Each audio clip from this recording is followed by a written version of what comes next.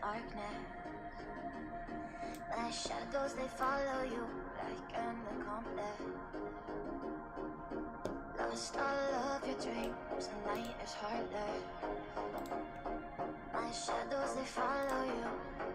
My shadows, they follow you in the darkness.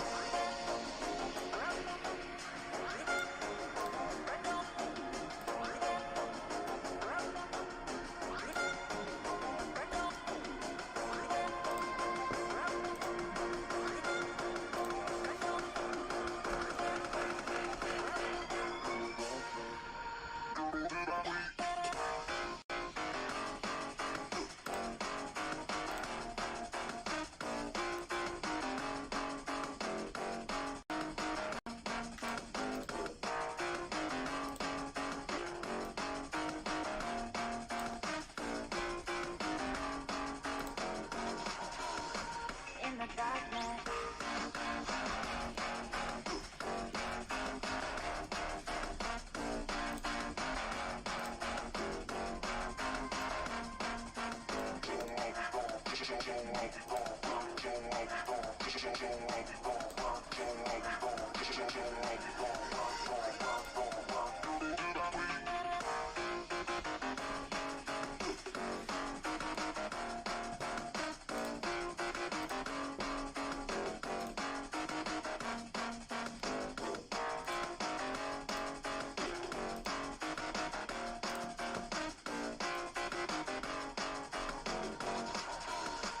In the darkness.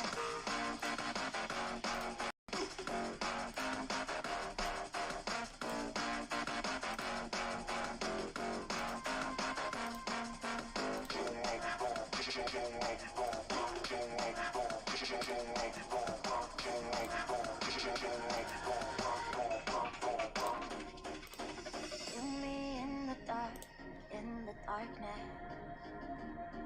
My shadows, they follow you like an accomplice. Lost all of your dreams, the night is heartless. My shadows, they follow you. My shadows, they follow you in the darkness.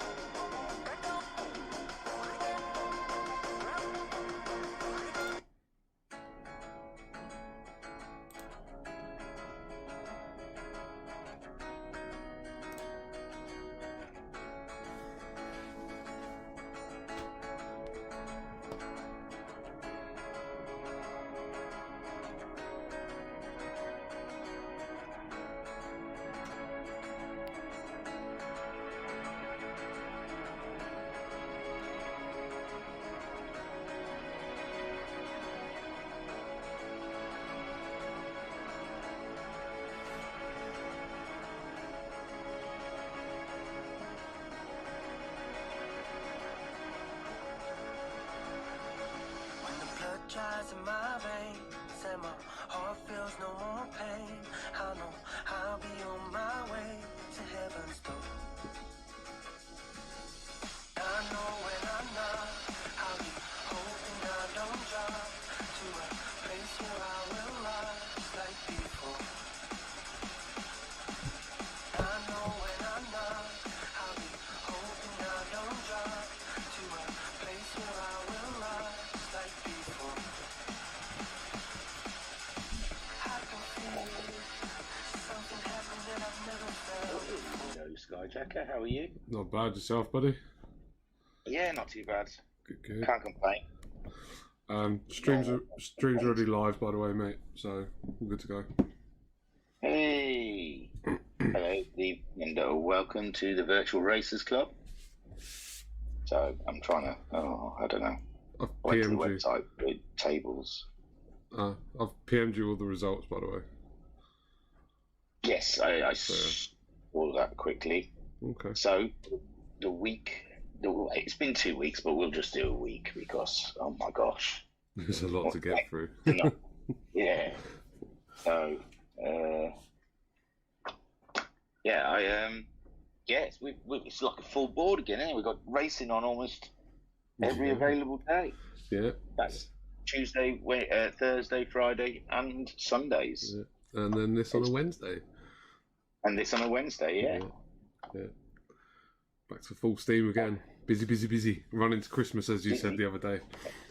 Yeah, it's the run up to Christmas. Yeah. So where do we start? The Super GTs or the? I suppose we. It's up to you where you want to start. We normally start from like Thursday and work our way through, don't we? Oh, right then. Well, then it's GTMC then. Wow, GTMC. That started with a bang. And have we raced Yamagawa this week? Yes. That was last Thursday. I'm sure. Yeah. I think every race has been Yamagawa. We raced there, and the Super GTs were there, I think, last night. If I remember rightly as well, somebody in the past voiced like, "Do we plan all of this sort of thing?" And no, we don't. But it is nice when it does happen. It is. It was a Kyoto Driving Park Festival this week. Mate. Yeah, 100%. So VRC's Jap Fest. Almost. So GTMC, we had like two very similar podiums. Just the people were shuffled up. Yeah. Is that a sign of the championship ahead? I hope not. You think? Are we seeing our contenders early doors? Well, I'm hoping I can throw it a bit more in the mix. I think that Turtle probably stands a decent chance of throwing it in the mix as well, especially if there's a couple of mistakes made, maybe. Obviously, Redo's had a big upturn in performance, but I think the McLaren's going to hurt him. McLaren's a tough. Yet to see Bunny to drive. Yeah, yet to see Bunny hit the track, and obviously he did well in last season in it. He did. And Shadow Rider's still rusty and getting up to speed, so we all know that he's comparable in pace with myself and Homesick and Bunny. And then obviously today, Mr. Alpha Nut has just signed up as a reserve, and we all know what he's capable of. Yeah, we all know what he's capable of as well. So yeah, let's hope it throws some spanners in the work of the top three and mixes it up a bit. Right. So in the sprint race, Liam Anfield took the win in his Porsche, quite convincingly as well. It's good on tyres though. Yeah. But the Cayman, I've heard people complain about the Cayman before about it. It's not as grippy as the 911, but he got it to work, didn't he? The grip for Porsche. But I think compared to like the Aston and the Nissan, is going to look after his tyres a lot better. And Yamagawa whatever is a tough one on tyres. Those long sweeping left hands really kill that front right tyre. High speed long sweeping lefters as well. Yeah. So yes, Liam Anfield won the first sprint race. Then Sharon in the Aston Martin, which I was really surprised because that Aston Martin, I like the car. I think it's a rocket, but turning round a corner in it, it just seems like there's not enough turning steering lock for that car to go round a corner. I don't know, Just understeers in my hands. I quite like the Vantage. I think the Vantage has got quite a nice front end. The DBR9 is a bit of a dog, in my opinion, anyway, in my experience. Shren did well in that, and then Homesick Alien rounded out the podium with his Nissan, and Nissan's looking strong as well. You weren't that far behind. I don't know. I was quite far behind after my my spin in the opening few laps. The return. I know, but the return of spin. You always like. Yeah, you love a spin. You love to. I do like to see where I've been. But no, I've said it before. My weakness is Group 3. It's by far my weakest category. So that was me getting used to it. After that, I only had that one issue. I didn't lose it again in the whole race. And in all fairness, my time was comparable to the leaders as well. So if I hadn't had the spin, who knows what would have happened? But yeah, that's fate. And Uncle B Darren in the Subaru, I thought was quite impressive. Yeah, he was scrapping like mad, wasn't he? Yeah, he was on pace. So that was good to see. Weren't him I always loved seeing him. Weren't he and Shadow Rider like only a matter of seconds apart for the entire race? And temps apart for a majority of it in the group in the feature race. I think in the feature race in the sprint race he was just ahead of you, wasn't he? You were trying to catch him up. Yeah, but I think his tyres went in the end. Yeah, same as mine and same as Homesick's as well. Yeah. But yes, I think you've said it a couple of times that Uncle B's probably one to watch and is going to throw his hat into the ring more and more often with experience and time racing with us. Yeah, and I've noticed he's got a decent daily. I think he does still take part in the daily races, and he's got a decent rating of BS, okay, like the majority of people. So good. Yes, he's one to watch out for. And like I said, Turtle Racing, when he gets on top of that BMW, yeah, he's going to be a force to be. There's a lot. That GTMC is going to be a very tight league, I believe. I believe so. Yeah, it's yes. There's no aliens running away with it. I don't think. I think even Liam is fast by no underestimating Liam, but the pace is very, very close in general, I think. It is. It's one to look for. So yeah, the sprint was Liam Anfield won, Shren got second, and Homesick Alien got third, and the feature race was Homesick Alien took the win. I think we haven't seen him at the top of step for a while. I can't remember. Yeah, it's been a while. He's always been thereabouts, but he's not quite been able to go forth and grab it off of Racer Brown or such, or Anton or something like that. Yeah, but yeah, Homesick Alien now he's signed a contract with Nissan. I think he primarily races for Nissan. Yeah, Super nowadays. GT as well, isn't it? Yeah. Is he still? Does he still do the odd FIA race as well? Is he for Nissan for that? I think he's given up on that. But I think the vast majority of us have given up on the FIAs and the dailies, didn't they? Yeah, I think he has. But so Homesick Alien got the win in his Nissan in the Group 3s, the feature race. Liam Anfield got second, and I think Liam Anfield, he was looking good for a win, but he had a bit of a skyjacker moment, didn't he? Yeah, something to do with his wheel had a moment or something like that. That was it. Yeah, he came out the pits, wasn't he? He was on an outlap, and he just sort of went straight on into the barriers. But I mean, we all say our wheel had a moment. That's the easiest excuse, isn't it? I don't know. I don't ever blame my wheel, man. I just put my hands up and say, yeah, I drive like shit. But yeah, Liam Anfield came second, and Shren rounding out the podium. Shren, the Russian sensation. I'm telling you, he's got a championship with his name on it somewhere in there in the mix somewhere. 100%. He's got to have. I definitely agree with that statement. He's a threat. So let me get to GTMC tables. Oh God, I'm so good on Discord. Are you getting silky smooth with it now? Yeah. Oh, I am so smooth on it. Here we go.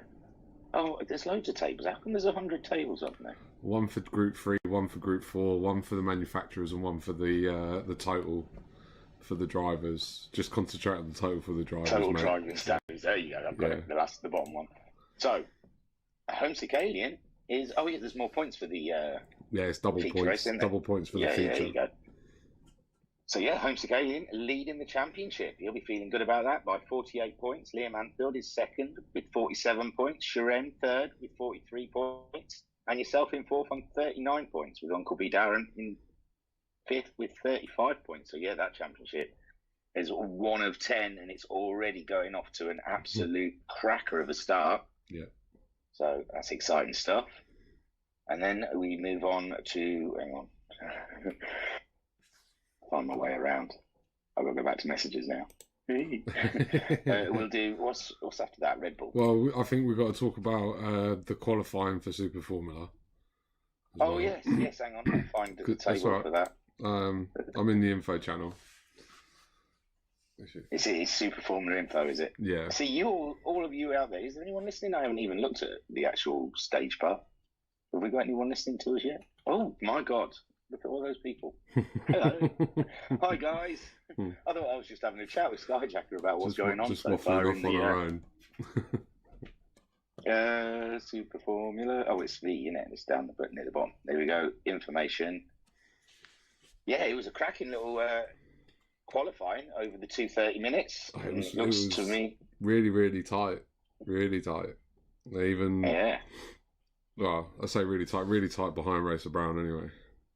Yeah, Racer Brown, he's about a second. Yeah, combined. He was combined about a second faster than everybody. Yeah, 1.2 seconds ahead of Talleyrand, our double tap champion. But, I mean, speed isn't everything in Super Formula, especially when you start carrying the weight, although Racer Brown has proved with the Red Bull Championship that weight isn't really an issue for him. But weight's more track dependent, whether it's going to have a big effect or not. Yeah. So, but Talleyrand in second place, then Skyjacker in third. You were only 2/10 over the 2:30 minutes behind Talleyrand. Yeah, that's tight. Just over. And that was Sharon. all in the rate in Yamagiwa as well. Yeah. Sharon in fourth. That's going to be exciting this on Friday. I'm looking forward to it. Digital Blast Me sixth. Homesick Alien seventh. That was a surprise for me. He was he's strong in them Super Formulas. Usually, I was quite surprised he wasn't getting the pace out of the car. There was no points awarded. That's why. Yeah, he should have got a Nissan planted on the side of his Super Formula. What's he driving? Can't remember what manufacturer. He's like got an old Williams livery or something like that, hasn't he? Oh yeah, he's got the Tag one, hasn't he? Tag whoever it is, not Tag. Yeah, the old Leyland. Apparently, Leyland, that's according to the roster. Ah, I see. If he put Nissan on there, he'd be flying. Yeah, he'd be up there.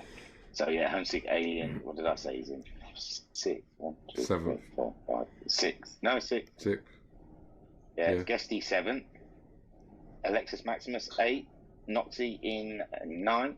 Jim in 10th. Shadow Rider in 11th, but I think he was struggling. Still blowing off the cobwebs, wasn't he? Yeah, he struggled a fair bit, yeah.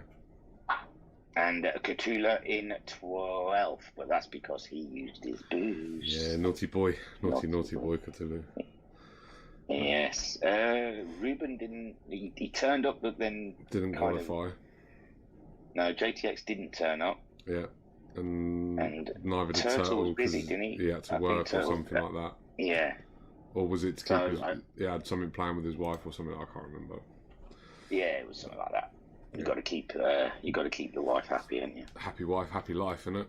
And that's what they say, but they still find a way of moaning. There's no such thing. I can waffle. I can say things like she's got her headphones on. Oh, super duper. Oh, we'll really slag them off then. No. Mine's knocking around in the kitchen. I'm still making up for the anniversary. Yeah, PTMC anniversary. I'm surprised she let you live after that, but yeah. Well, we had it all planned on Saturday anyway. There was no point midweek. It's rubbish trying to celebrate things in the middle of the week. Yeah, fair enough. So we went out and had a nice steak on Saturday night at Bar and Block. Cool. Yes, so it was all good. So Is any news on Ruben? Is he in it, or is he? Well, apparently, Has he said anything? He said he was kicked out of the server. Okay. I went and had a look at all the logs and stuff like that, and I didn't see that he was kicked out of the server. But he then came back. So yeah, well, he's not said anything since he came back, but we'll find out on Friday. Plenty of reserves for that, isn't there? I thought there was a few people wanted to get in on the Super Formula action. So yeah, I think if we, what we got reserve wise, what we're doing. Yeah, there's quite a few. It does seem unfair if there's someone who's not committing. I mean, like I said, if you've been disconnected, but I suppose what's he got a chance on Friday to show up, and if there's no show, then that's that's down to Talleyrand. Talleyrand manages his league. We all manage our own league. We all do things slightly differently, as long as like the bulk of it's the same. But yeah. We run to the rules and regs, but the smaller things, we all got our own little twerks and tweaks. Mm-hmm. Basically. All right, but that's good. And Autopolis, people moan about that track, but I think the seasons previously, it's always kicked up a good race, I'm pretty sure. And plus, with no ballast, it's the closest. It's the truest example of race pace, yeah. And that track did come with that car, so it is only fair. Yeah, I mean, I think in the higher downforce cars, the Super Formula or the Group 2s or whatever like that, it's quite a nice track, but for GR4 and GR3, personally, it's not. No. But it's been a while since I raced there. I remember there's one corner I don't like where you're going uphill left, and it's a long uphill slow left, but the car's always sliding out. The what is it, second or third corner from the end? You go underneath the little bridge.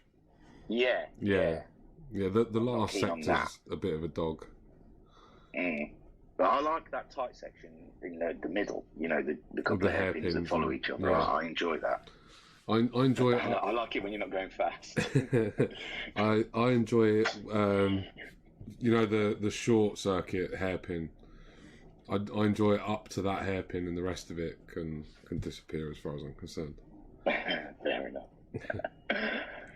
And then we have the Red Bulls. RBJX, man. RBJX, and we were at Tokyo.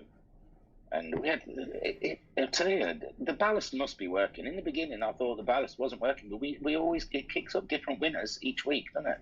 Yes, yeah, definitely. I mean, each different races. Each different races, we don't. Yeah, exactly. We don't have Racer Brown or the like winning every single race in a round.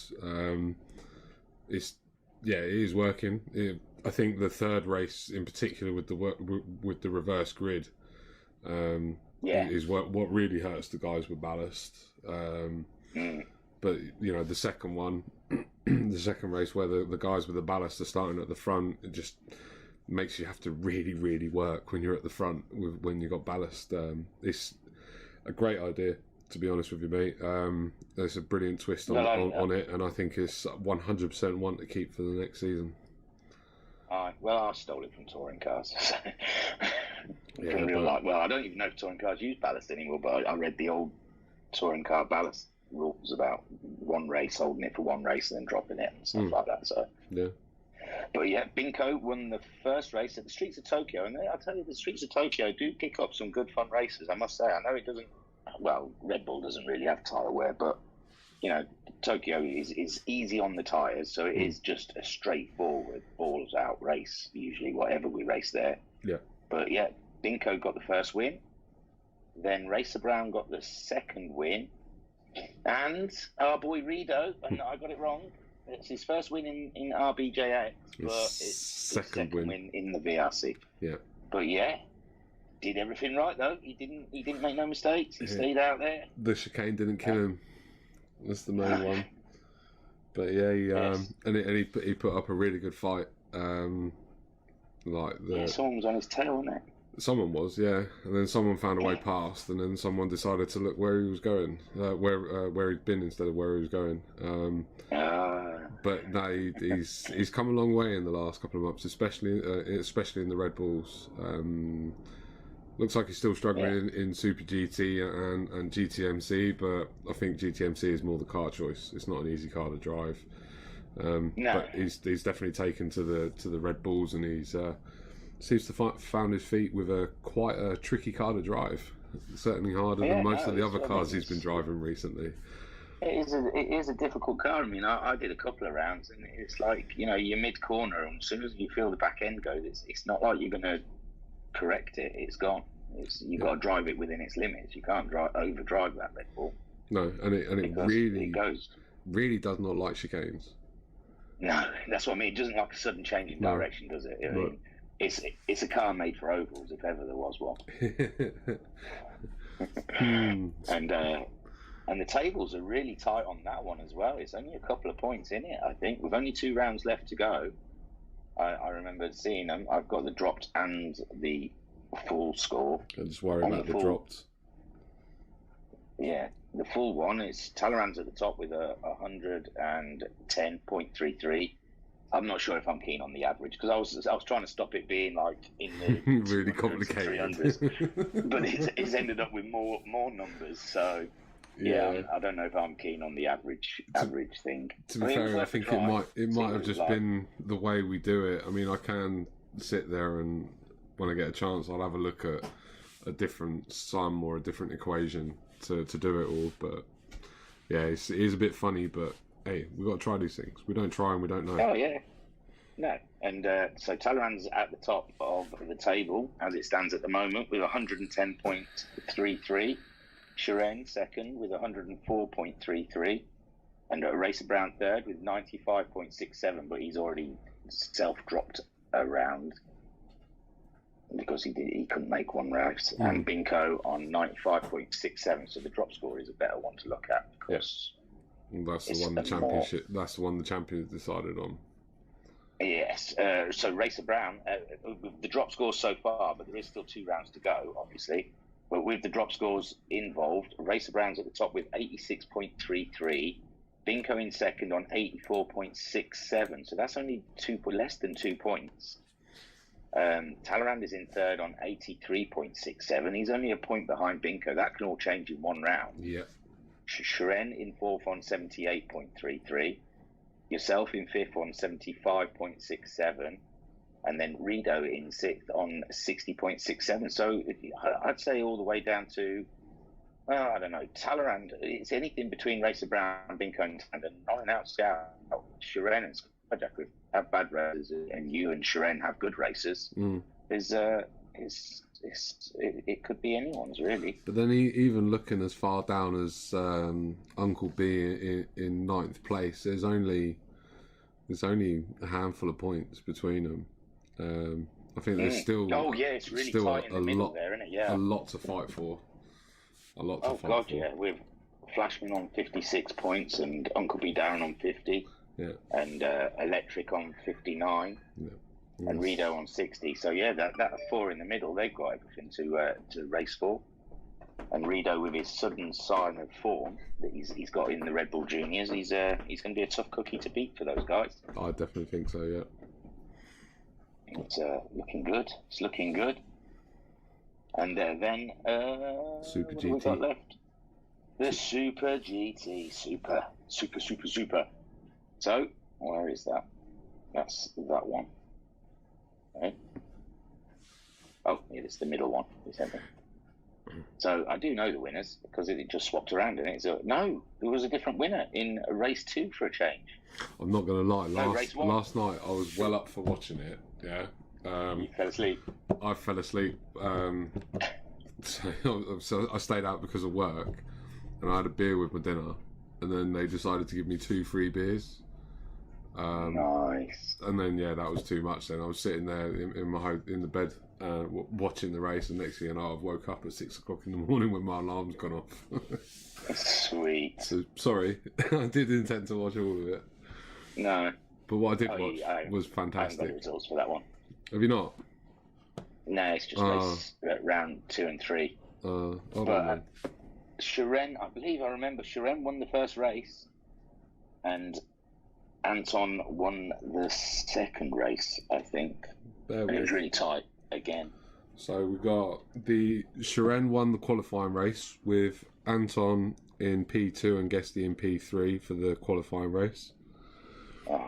The first race was Shiren taking P1, Anton P2, Racer Brown rounding out the podium. And then race 2 was Anton taking P1, Racer Brown taking second, and then Mr. Alien taking P3. Yeah, I remember Homesick coming good. Round 4, Homesick starting to find his Nissan. Yeah, I mean, I think from what I remember seeing, Kale was rapid. He just couldn't keep the back end down and keep it on track, the same as Guesty.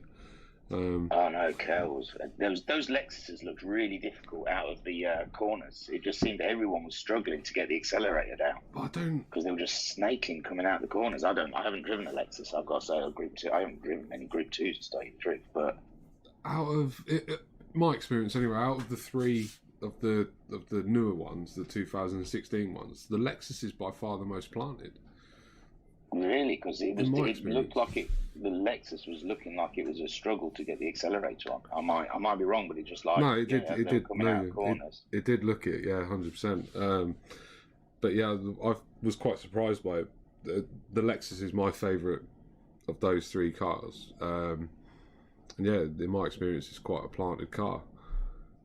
Plenty of traction, plenty of grip, but yeah, last night it just wasn't there. So I don't know if the updates had an effect on it. They tweaked some bits and pieces without publishing them in the notes or something like that. But no, I don't know. It was an odd one, but obviously the table and the stewards hasn't been done for that one yet. But I can tell you, before that round, Racer Brown was leading with 90 points, and I think that's going to alter now with him only making one appearance on the. He wasn't in the second podium, was he? Who? It was Shiren, wasn't it? Or was it Racer Brown? Who was in the second podium? It was, on the second race. I've got Shiren, Anton, and Racer Brown was the podium for the first race. Yeah. Anton. It was Anton. And Shiren and Homesick, wasn't it? No, Racer Brown and Homesick. Oh, Racer Brown. There you go. Yeah, I think Shiren was struggling to get through the crowd, wasn't he? He was. I think he'd had a couple of clouds. Yeah, I was watching trying to make his way through the field. I was watching through my eyelids. Yeah, no, I think he was following. He was following races. I don't know.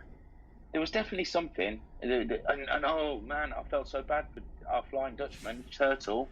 He was having an absolutely kicking one, but I think Rizzler pulled her out, and I don't think he had any control of his car. I mean, at the time in the commentary, I think I said unsafe rejoin. But I think in hindsight, I don't think he had any choice in it. I think he had it off and then just was flying back on again. I don't think he had anything to do with it. Yeah. But yeah, he clouted straight into Turtle, which then affected Turtle's race. Yeah, I did catch that. So yeah, that was unfortunate. But Turtle was looking good in the Group 2 cars, I must say. At Yamagua, anyway. So Racer Brown, before that round, was at the top of the table with 90 points. Anton Poiker, 4 points behind in second on 86. Then Shiren in 78. So that win's for Shiren is going to alter things a little bit. And Anton Poiker. So that table's going to be nicely jumbled up. You already know, don't you? No, I've not done them. I've been busy teaching people about my machines today. Oh, this is the on button. This is the start button. Yes. That's up. Yeah. No, they were engineers, so it's more like this wire does this and this wire does that. I see. When it goes wrong, you can do this to trick it and blow it up and stuff like that. Yeah, if you want to Skype for half an hour or an hour, you just unplug that and no one looks at that until the end. And then it just look at, exactly that sort of thing. But yeah. Same thing that Talleyrand does with the helicopters. Very similar thing, yeah. So Shiren's third on 78 points. Guesty fourth on 71, but he like I said, him and Kale was really struggling in that Lexus. Homesick Alien, fifth on 67 points. That's going to, I think, alter a bit for the next table. KL6 46. Joker's was having a cracking race there. He was racing with someone. I can't remember who he was racing with now. Oh, They were to-in and throw-in. Trivs. It might have been Trivs. There was a little group of them. Oh, it might have been Turtle, Trivs, and Jokers, sort of like mid-pack, all having a little ding-dong. And I remember him. GT Racers pulled out, obviously. Yeah. Too much going And on. Noxie was in the mix as well, I think. It was a really interesting race. It's well worth a watch. I do like Noxie's livery, and I do think that he's got to go Royal Mail or UPS or something like that for his next one. Oh yeah, he's just got to. He's got to do some sort of delivery every time. Delivery he's set himself brilliant. a theme now, isn't he? Yeah, I love it. But so that's all our racing, and what we've got to look forward to is the GTMC tomorrow at Willow Springs. Now that is going to be madness, isn't it? Really, let's face it. Willow Springs. I don't know why I keep doing it to myself, man. Big shocking. I thought you'd never add Willow Springs after. No. I said I wouldn't add it to another WRXC season. All right. I actually quite like the track. Touch that track again. No, I like the track. I like the track. Great, I even like the jeopardy of it. Dip a wheel and you're dead. But it should be absolute pandemonium. It should be brilliant and keep you busy and struggling where to work out where people are and all that sort of stuff. So, right. Yeah.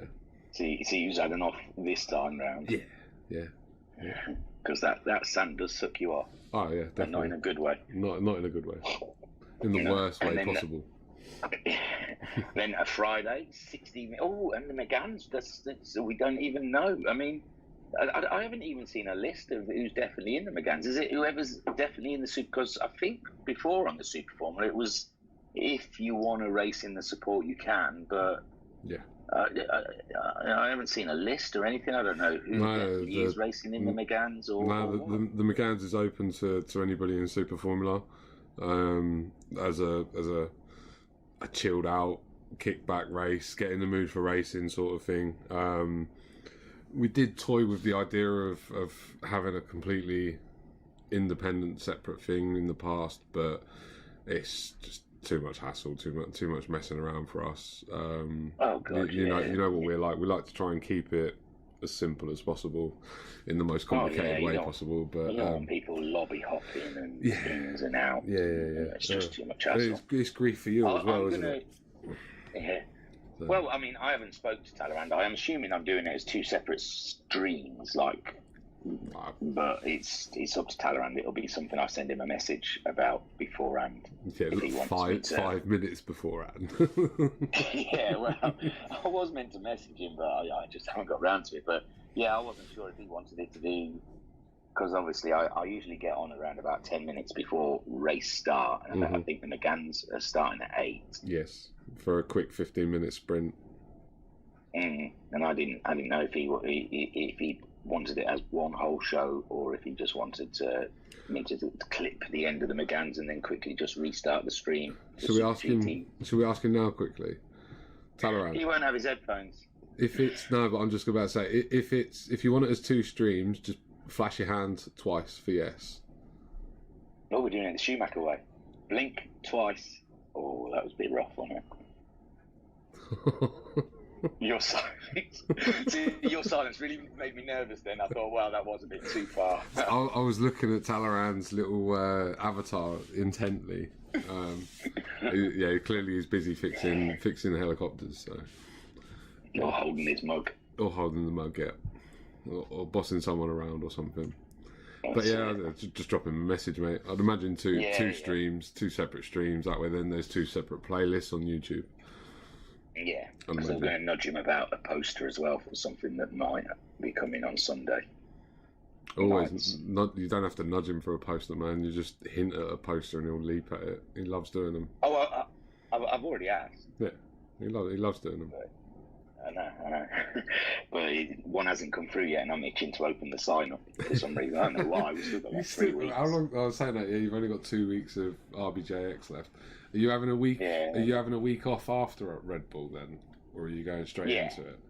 No, I'll have a week off. Let everyone have a Sunday night off. I like to have a week between seasons. Yeah, it's a nice little gap in the YouTube as well. I think it shows when you look down the videos and you can see that there's a week where there's a break. You know, I think that's it. And plus, we've got so much hectic racing on at the moment.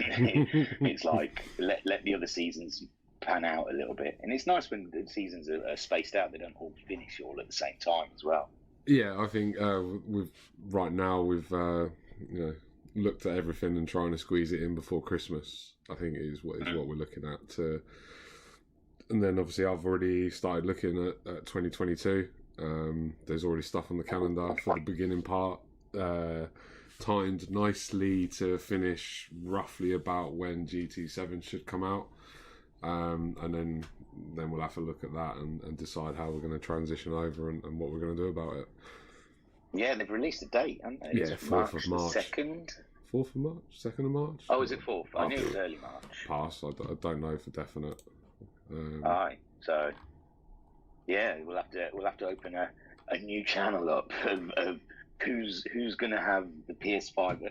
I'm assuming they're going to have crossplay, which I've got to say, in all fairness, if I had a PS4, I'd be happy about. But now I've got a PS5, I'm not happy about. I want a total and utter PS5 game. I don't want a PS4 Gran Turismo. I've had we've had half a PS4's Gran Turismo game, and I want a full-blown Gran Turismo game on PS5. Joe, just for a bit of controversy, I don't agree with that statement. No, that's fair enough. No, for me, Gran Turismo Sport was released purely for online player versus player gaming. Yeah. It was never advertised as a traditional Gran Turismo. No, that's what I mean. We haven't really had a proper Gran Turismo. Well, they released a load of single players afterwards, though, didn't they? That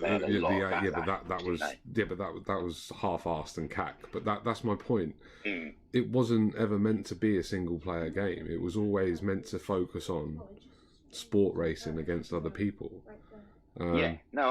Personally, even Gran Turismo 7, even if it does come out with the traditional one-player league or something like that, I'm never going to touch it because all I ever do is race against other people.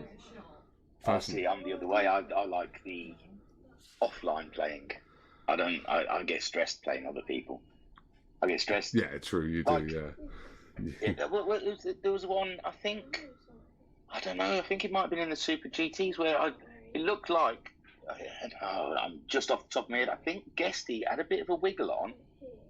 And it looked like he spun, and it didn't look like there was any contact between him and Racer Brown. And Racer Brown just pulled over, and that's the bit that stresses me out, because there's been times where I think, oh no, I've hit them, and then it turns out you look at the replay and you didn't, but you've just screwed your own race up because you err on the side of caution. So usually when you race AI cars, I don't care. You don't care, or anything. That's it. I can carry on racing, but with online, I will always pull over if I've seen someone wiggle, move, or anything, just on the off chance. Especially in the old days of lagging. You got to remember, most of my GT Sport racing was lagging during my lag days.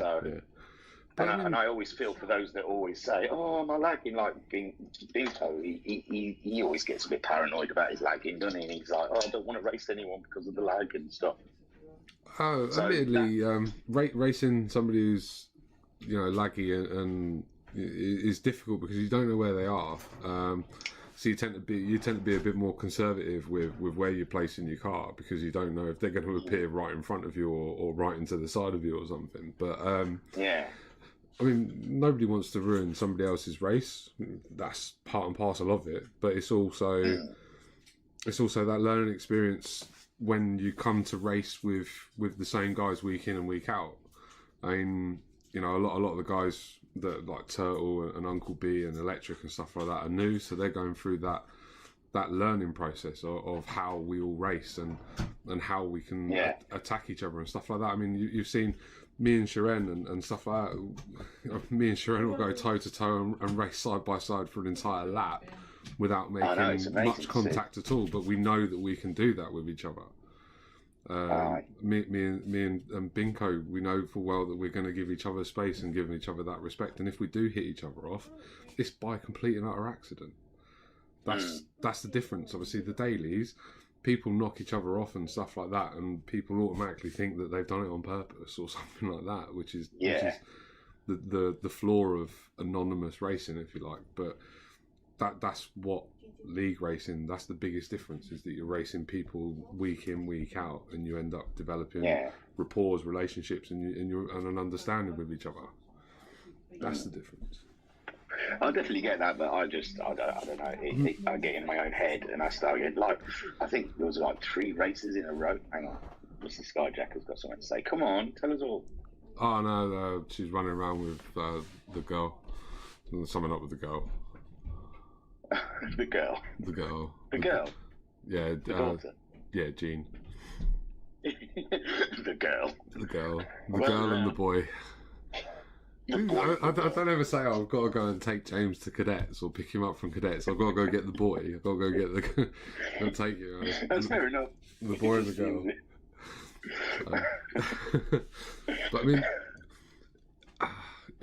but yeah, I mean, for me, it's like, I know I got really in my own head for a while, because just by pure accident, I think there was like 3 races in a row. Me and I'd slammed into Alpha, and it was purely by accident. But it's just, you just start thinking, oh, he's going to think I'm doing this on purpose, you know. I'm just, I got really stressed about it. I really, really stressed. I've got a funny story. Is he listening? No, he's not. He might listen back though. Back in HPEC season 1, me and him were teammates. I think it was round 8 or 9. Both of us were in contention for the title as well.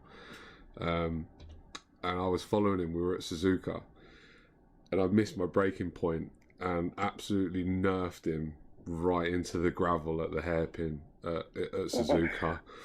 And he got that upset. He didn't speak to me for a week.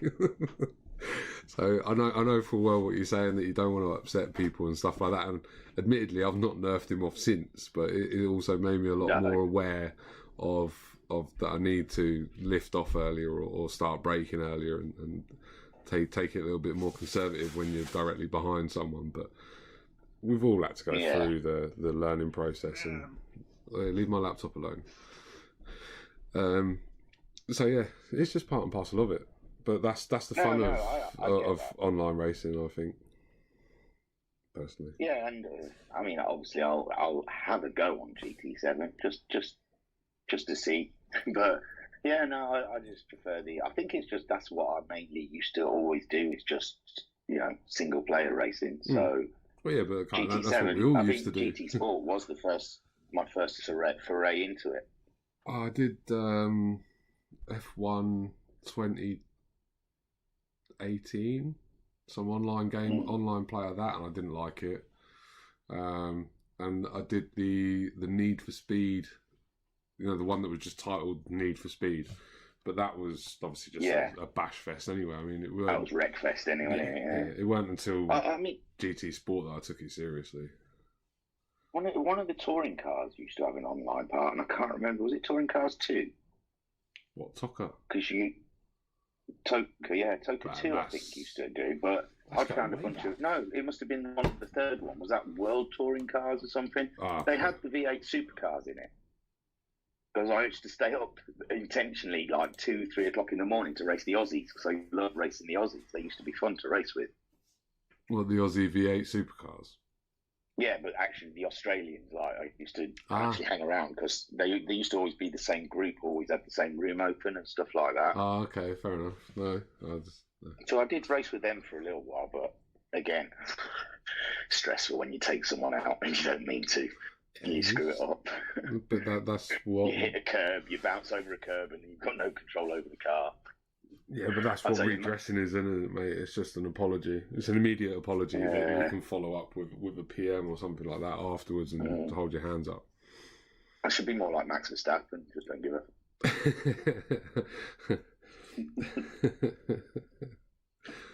Although I did like his reply. I must say, with all the people saying he didn't even check on Hamilton, and it's like he turned around and said he was fucking reversing. What was he going to do?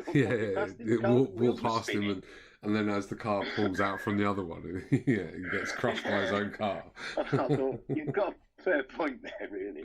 When everyone was saying he didn't even check on him, that was just so unsportsmanship. No. And then when they asked him, he's like, his rear wheels were spinning. What was I supposed to do? Yeah. Go and say, "You all right, mate? I know you're in the middle of reversing out from underneath my car at the moment, but I just want to see if you're all right." No, exactly. He's ever the pragmatist, isn't he? Verstappen. Yeah. I imagine he didn't give a shit anyway, but it was a good answer. Yeah, at least if I'm not going to score points, neither are you, chummy. Mm. Well, I thought that was what he thought when he went into that chicane. His mindset was, I'm coming in, and either we're both coming through or we're not. Yeah. But we'll both not finish this race. Yeah. But very Hamilton at Monza anyway. Very Senna-esque. But yeah. Nice little And they segue hit each onto. other in the last race, though. In all fairness. I was just about to say, nice little segue onto Sochi. Yes, Sochi. Yeah. Which was absolutely. Did you see what awesome. I named to the stage I this did. week? I did.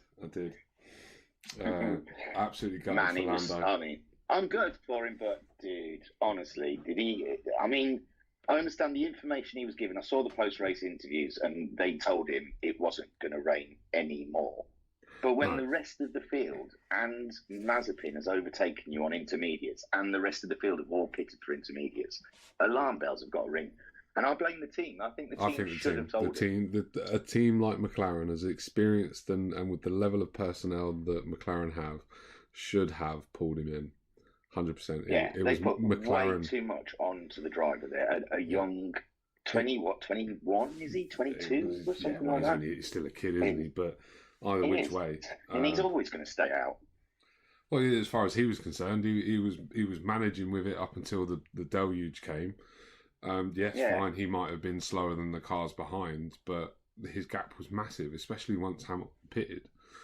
And McLaren have always played it safe as well. I've seen them pit to get second place when they didn't need to pit before. I mean, that's McLaren's MO. They just like to get the points. Yeah, but I mean that was back in the days of but that was back in the days of Ron Dennis, wasn't it? And Martin Whitmarsh.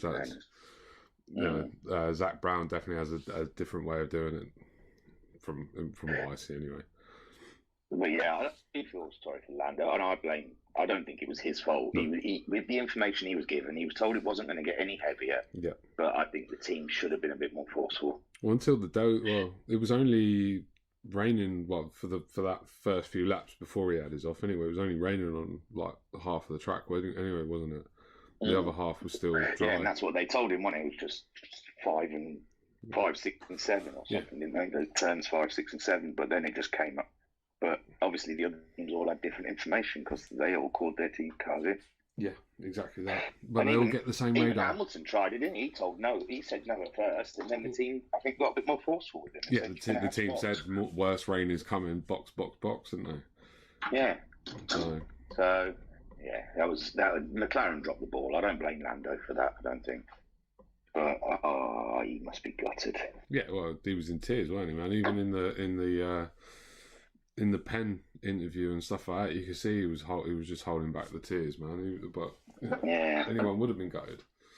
Your first win. I saw one with him and Hamilton was like, I didn't want to stop either, and he was just like, Hamilton, you're just rubbing it in, man. Just leave him alone.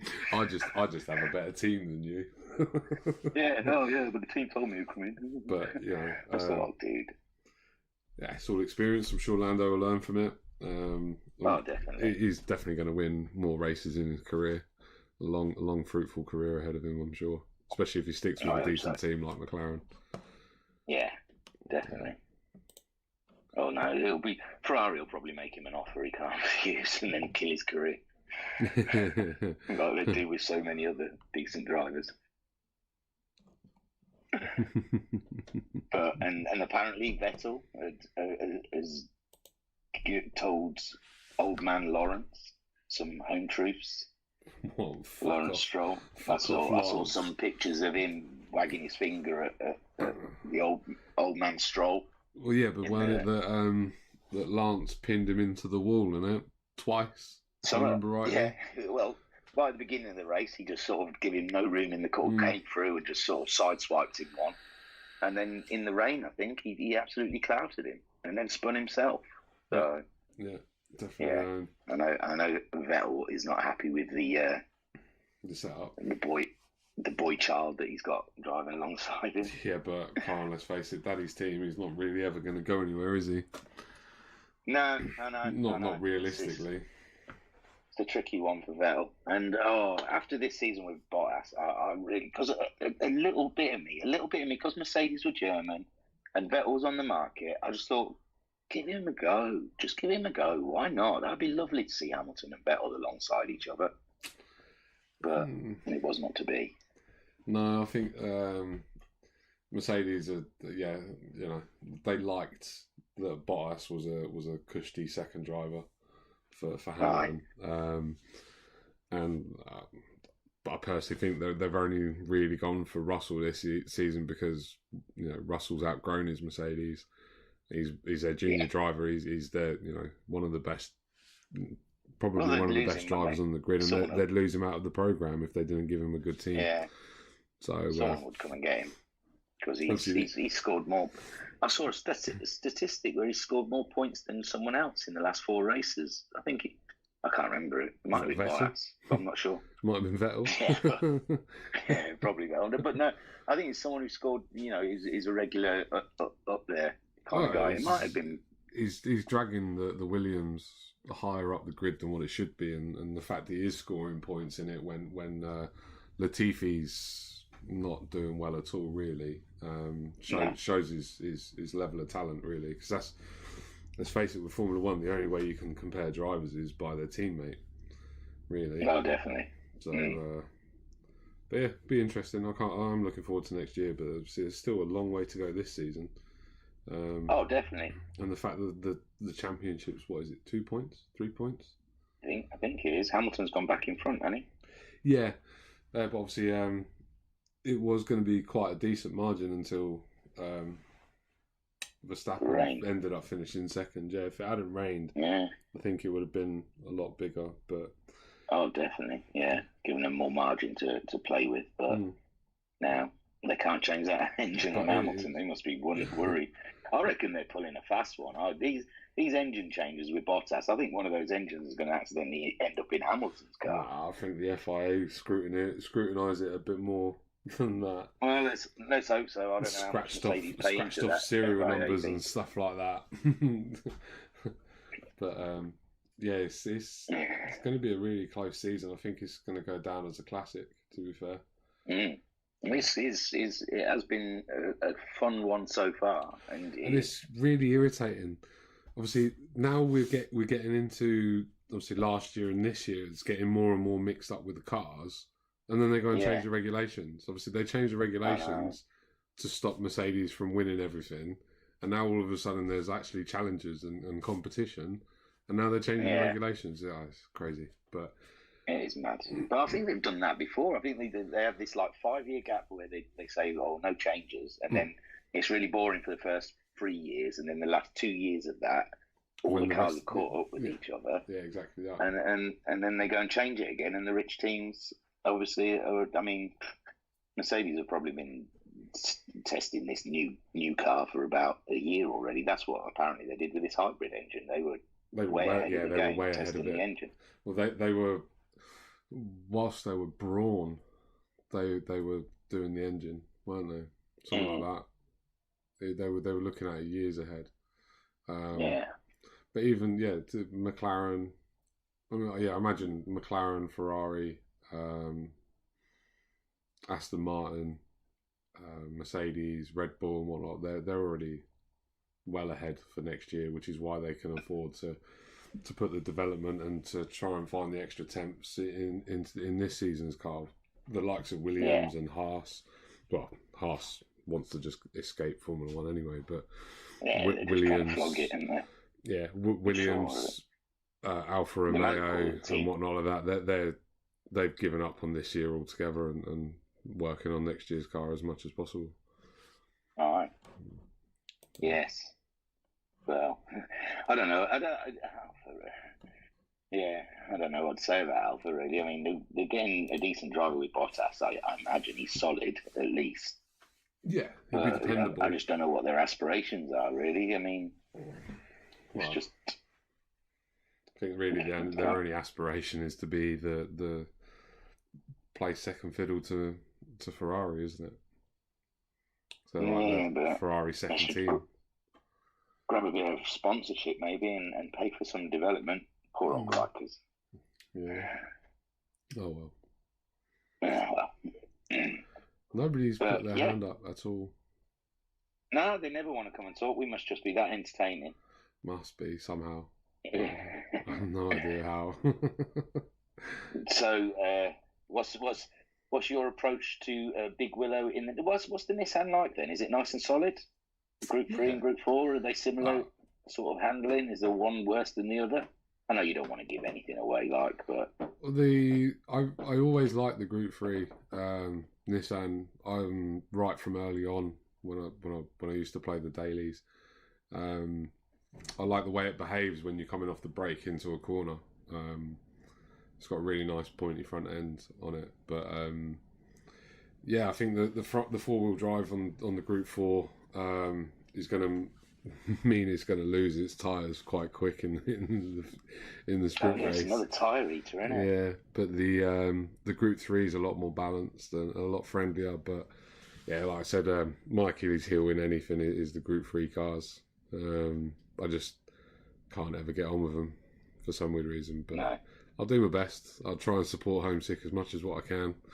And if I could take Team points. orders already on second round. No, not team orders. If I have the opportunity to win, I'm taking the win. I won't pull over for him, but I'll certainly won't press him too hard if the opportunity comes either. So, Well, Turtle's got his hand up, so yeah, let's see what he wants to jibber jabber about. Hang on, I'd like to speak. Jibber-jabber. Oh, do you remember them jibber jabbers? No, I always that's from Mr. T when he says, "What's this jibber jabber?" Oh, okay, fair enough. Hey, From the Turtle, 18, you right, he used mate? to say jibber jabber. All right there, Turtle. Hello. Hello, mate. How's it going? Oh well. Hey, you guys were talking about Mercedes. We were talking about Mercedes. You started talking about Mercedes and then faded away. Yeah, you still there? You've gone into a dead spot, Turtle. We can't hear you. You got in the tunnel? He's gone into the Monaco tunnel. He's muted. Unmuted. No, we still haven't got you. Oh, now Anton Poiker's got his hand Yeah, up. they're all coming up now. You've opened the floodgates. Right, Turtle, I'm gonna shove you back in. Oh, he's put himself in audience. Oh, he's gone all together. He's Probably close the app, Right, restart the app. There he is. Yeah. Right, we'll get Anton up then. See what Anton, because he had an absolute corker last night. Although he must have been racing till about midnight. My word, Anton, when did it finish for you in your country last night? Sorry, Hello, Anton. How you doing? I just finished my race today. Oh, right. Yeah. What are you racing I in? know. So, He said, "What you racing?" yeah. We participate 13 drivers, and I finished 10th Ooh, place. They must be what's that, aliens. group threes. Yeah, Nice. So That's you, a tough league then, because you come first in our leagues. Yeah. You take that's a tough whole group you're in there then. yeah. And actually, that result was pretty good for me. Wow. Yeah. do. Well, don't invite any of your friends then. I'm joking. Yeah. So what time was you racing to? I had a guess at about midnight last night. Yeah. I think 15 minutes past midnight. Yeah, it was Wow. 10:15. That's late for a school night. Yeah, well, it's okay for me. Yeah, Oof, fair enough. just don't need the sleep. I like Right. it. It was a great win though. Yeah. And Unfortunately, I didn't win first race, but almost. Yeah. So I made a bit of I don't know if I made a controversial comment. The overtake in the last corner, Anton, what was your opinion on it? I don't want to So- cause any grief but it was a last minute ditch thing, and I saw your car react quite a lot, but I didn't know if that was just accelerator on. Yeah, my medium tires just ran out. That's all right. Yeah, it's okay. It was hard to see. It was just that it was on the very final corner onto the last straight, and it was just like you were side by side, and then your car sort of moved quite rapidly, and I didn't know if there was contact. I didn't know if it was. Well, maybe we hit a little bit, but it's not. We were just racing. Yeah, it's racing. Fair enough. Yeah, I wasn't sure, and then there was a couple of comments in the stream saying, no, that seemed fine to me, and I was just like, oh, well, I don't know. Yeah. So I was like, ooh. Yeah. I'm looking for controversy wherever I see it. I'm like, ooh, look at that. That was a bit... You're just after some talking points. Yeah, I'm just up for a bit of entertainment, trying to flourish the commentary with a little bit of entertainment or whatever, I don't know. But yeah, no, it was a great race though, great pair of racers. Yeah. Anton done really well. And yeah, like you said, you went on to the mediums in the last stint, where Shiren went on the mediums in the middle stint. Yeah. So he was always catching you up. It was a great last couple of laps. You held him off really well on the medium tyres, and I must say it was. And again in the second race, Racer Brown was really on you, wasn't he, in the last sort of lap or two? I mean, I imagine you're thinking, why don't you guys just leave me alone in the last lap? I've led for all this time. Yeah, but when I go to last lap and I check behind, it was over 2 seconds behind, and I just drive carefully, not make any mistake, and I'm pushing 100% Nice. on the last lap. Yeah. So you had Racer Brown exactly where you wanted him then, is what you're saying? Yeah, you had Yeah. pocket. Definitely in your pocket. Nice. Cool. But yeah, a couple of great Result. showings results last night. Yeah, thank you, Skyjack. Well, you should be with me in every conversation to help me finish those ones. I can't quite grasp. Yeah. Is there anything you want to say, Anton? Anything that you've heard us all jabbering on about F1? You're gonna miss Kimi? Well, I think it is time for retire, and I think he retired after 2020 season. But yeah, I reckon he'll be racing in something else. He'll probably go over to Rally. IndyCar because Grosjean's setting that world on fire over there. Kimi probably thinks I can do that, drive around in circles. yeah, It'll be interesting to see what he does next, if he does anything next. I know he's a laid back guy. I can imagine he'd be quite happy just not doing anything. well, yeah. You sound follow almost as F1 laid much? back as Kimmy as well. Sorry. Do you follow the F1? much? Yeah, but I I'm not watch on the reverse stream. I just watch the race when it's finished the next day. Oh, okay. Oh yeah. Yeah. It's probably better that way because sometimes you get races where it's a little bit rainy and they wait 6 hours. Yeah. Yeah. Just What a waste of the sun. I'm still, just like Spa. Yeah.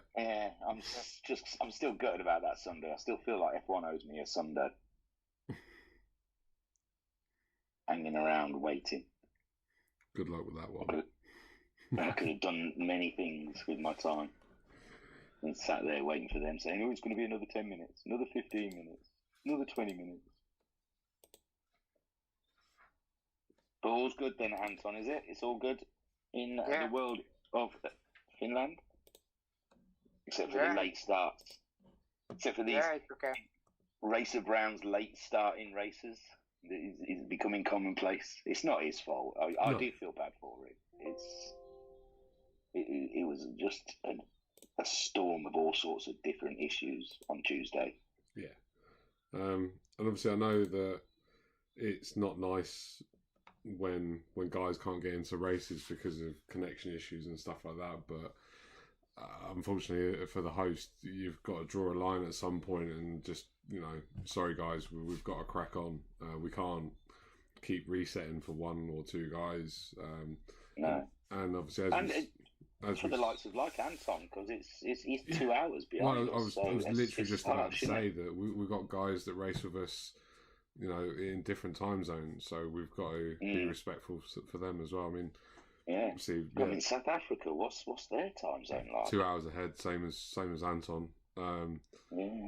Not sure whereabouts in Russia Shiren comes from, but that could be 4 or 5 hours difference, depending on whereabouts. Really? Yeah.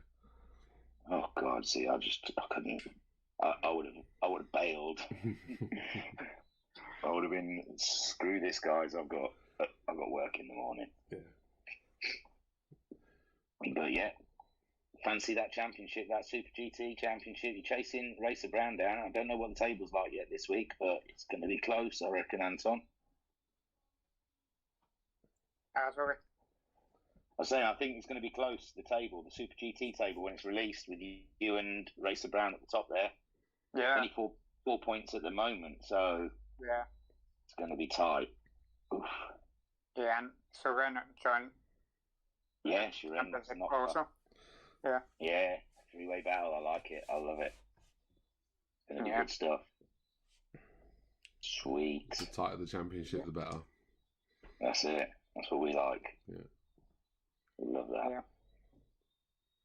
And yesterday, race 2, I was really surprised from Sigarian speed. I thought I was overtaking him easily, but not. It's not easy. No, when he's on his day, he's on it. I must say, when he's not ripping his tyres to pieces. Yeah. That's Homesick's issue. He's I don't know. He says he doesn't do the late braking anymore, so he's not his tyre's favourite person. He's not. No, you can, in a high tyre wear race, you can almost bet your bottom dollar that Homesick's going to have some of the worst tyres when it comes around to a stop. So if he rips away from you at the beginning of the stint, just hold your pace. He'll come back to you. Yeah. But but he's always been quick. I'd never underestimate Homesick's pace. He has always been quick. So yeah. Yeah. But hey, man, he's got to full be fair, sponsorship from Nissan now, so he's he's going to be walking around in a Nissan t-shirt. I want to buy him one for Christmas. Don't tell him though. Oh, he's not here, so no, he's not here. No. But yeah, cracking. Thank you, Anton, for the entertainment last night. Anyway, I've got to say, I loved it. I really enjoyed myself. Yeah. Yeah, and everything. Next week. Oh, Turtle's got his hand up again. Alright. So, anything else, Anton, before I pick that? Well, I can send you a link of my today's race. Yeah, post up in the videos channel, buddy. Yeah, but the commentators only speak Finnish, but I think we can all learn a bit of culture. The main things. Yeah. Hey, I'm telling you, he probably still makes more sense than me. So, all right, man. Thank you. Yeah. Nice speaking to you. Cheers, Anton. My favourite, Anton. I've got to say, it's cool. Yeah. I love it when you come up here and chat. Yeah. Oh, man.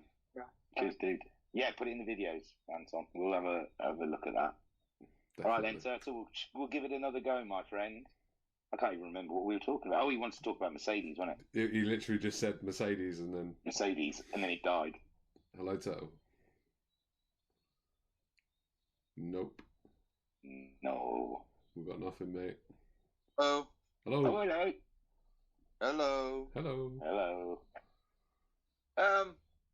You guys were talking about Red Bull, Mercedes, Aston Martin, the dominance, but think about a few years ago with Braun GP, with Jensen Button, Barrichello, 1 year, one team, championship, and then they just leave, just like Rosberg. So they didn't just leave, though, did they? Mercedes bought them.